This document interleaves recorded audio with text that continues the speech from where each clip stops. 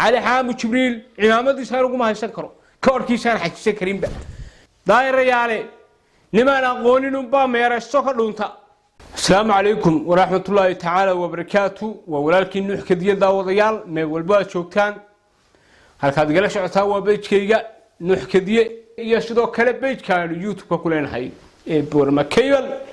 فضلا هدي aad ku cusubtahay subscribe saar qof kasto fiidowgan like gareeya sina share gareeya waxaan wayna xushmadaadu balaaran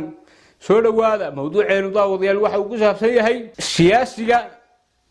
gudoomiye ku xigeenka labaad ee golaha wakiilada Soomaaliland mudane Cali Xaamud Jibriil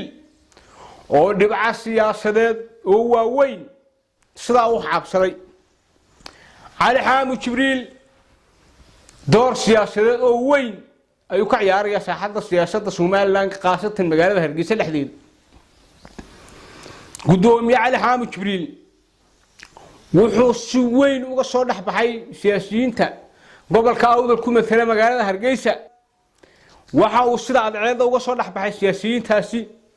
Cali Xaamud waxa uu dhigay iskooraan inaba caadi ahayn oo ay siyaasiyiinta badi ee gobolka awdal ka soo jeeda min madaxweyne ku xigeen ka soo bilow ilaa wasiir gaar ilaa xildhibaan gaar ay garan waayeen buu gartay Cali Xaamud Jibriil runtii maalintii shalay ahayd sida ay wada ognahay gudoomiye ku xigeen Cali Xaamud Jibriil waxa uu qada sharaf heer sare ugu sameeyay magaalada Hargeysa madaxweyne hore mudane Daahir Yaale Kaahin iyo marwadiisa runtii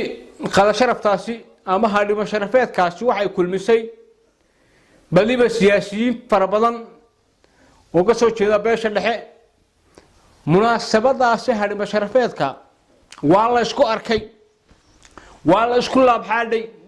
afis ba halkaasi ka dhacay iyo raali gelin ba ka dhacay waxa soo dhan waxa sabab u ahaa gudoomiye ku xigeenka labaad ee golaha wakiilada Soomaaliland mudane Cali Xaamud Jibriil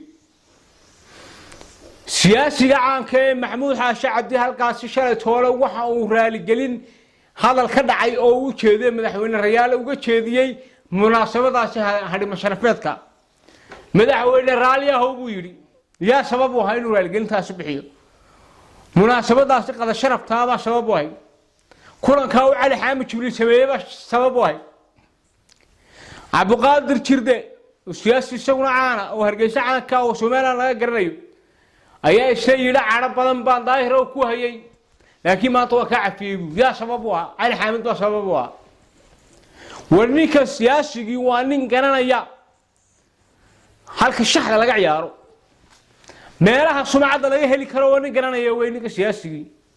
waxa uu raashadaa halkeebaad ka heli kartaa inaad sumcad ku samaysato halkeebaad ka heli kartaa inaad kalsooni ku dhisato halkeebaad ka heli kartaa inaad dadku kasbato waa ninka garanaya way siyaasigu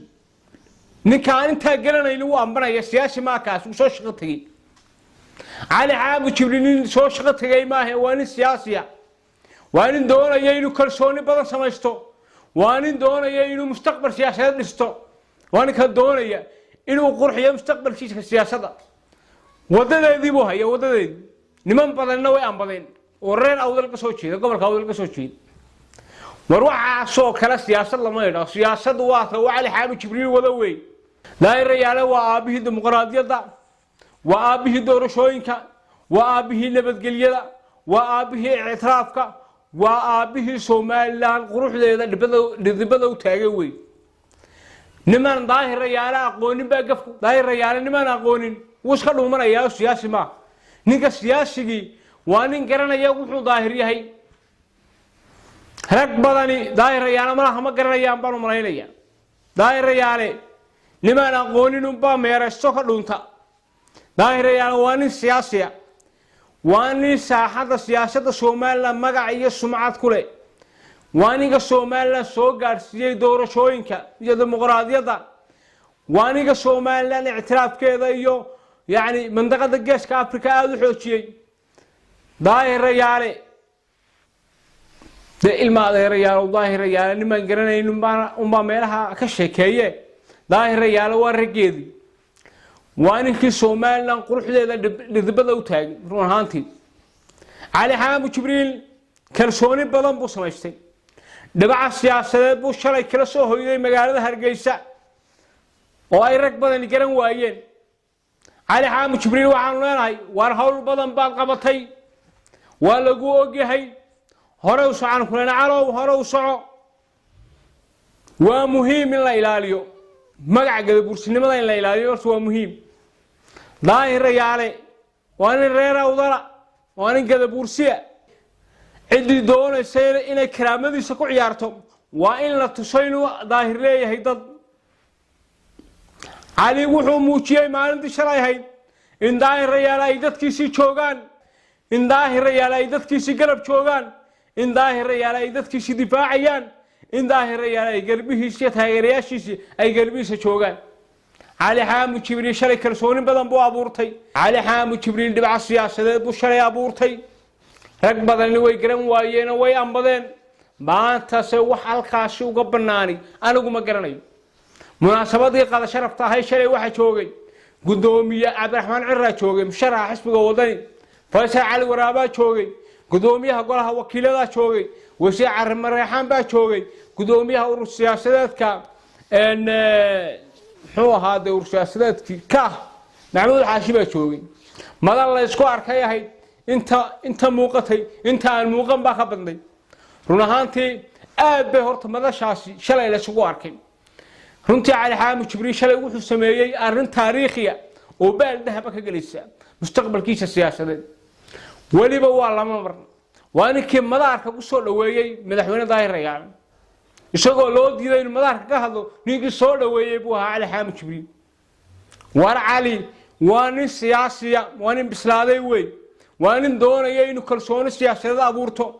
waa nin doonaya inuu quluubda shacbigiisa u kasbado iyo guud ahaanba shacbiga Soomaaliland cali xaamud jibriil ciidamadiisa lagu ma haysan karo ka horkiisaan xajisan karinba cali waxaan leenahay hore u soco guuleysaan ku leenahay hore u soco kalsooni badan baad abuurtay dhibca siyaasadeed baad guratay waxay rag badan garan waayeen waad garatay oo raawda ama madaxweyne ku xigeen ha ahaado ama wasiir ha ahaado ama agaasimo ha ahaado ama xildhibaan ha ahaado ama cid kale ha ahaato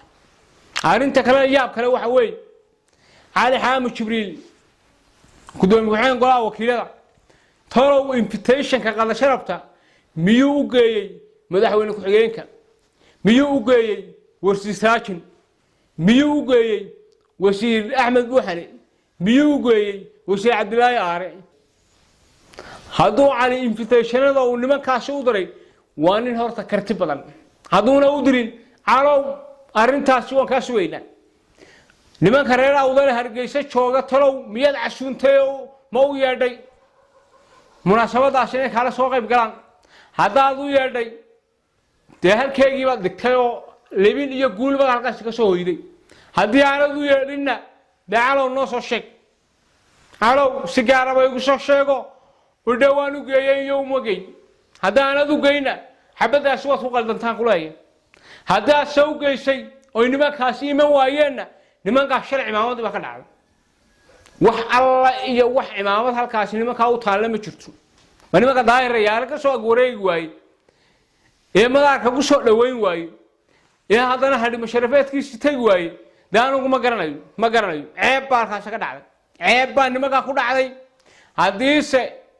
aana invitationka loo geynin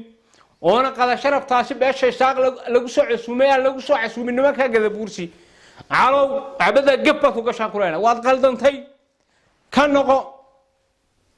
arrintaasi raaligelin ka bixi baa kuleena waa haday jirto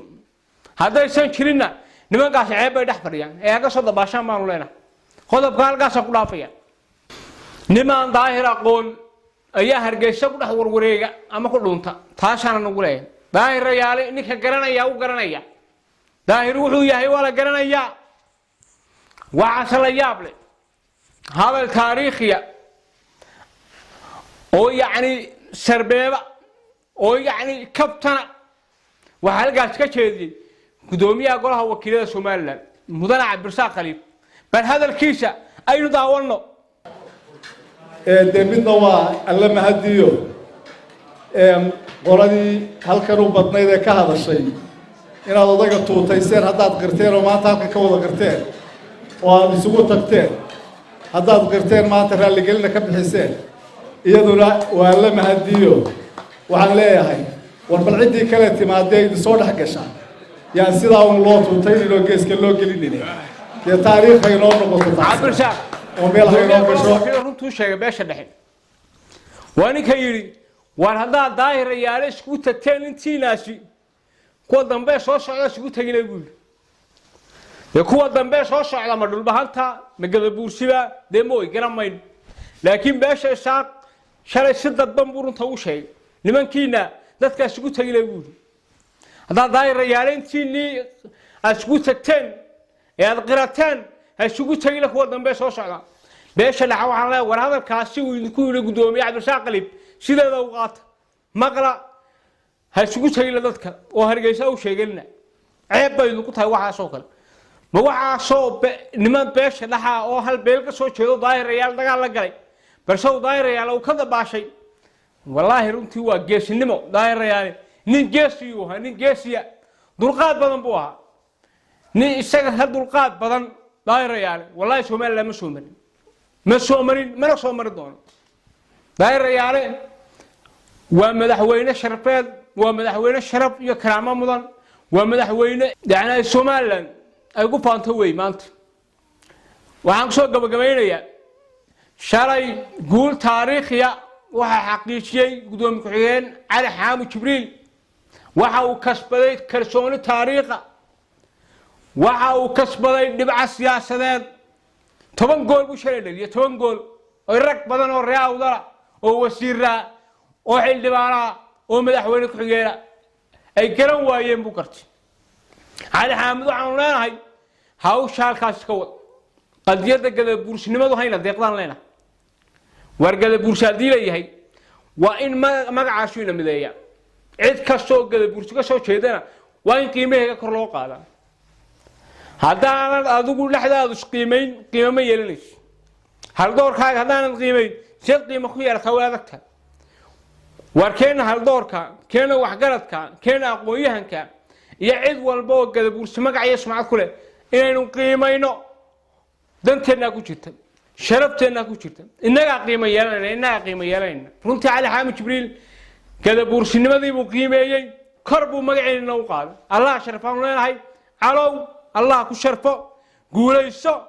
nin waxa tahay halyeeya nin geesiya nin ku dayasho mudan baa tahay Allah ku sharfaan ku leenahay aad baad ma shantiin muuqaalka like gare si share gare subscribe na ku qabo YouTube keena wabillahi tawfiiq wa walaalkiin nuxkadeeyna ismaqal dambe waxay shalay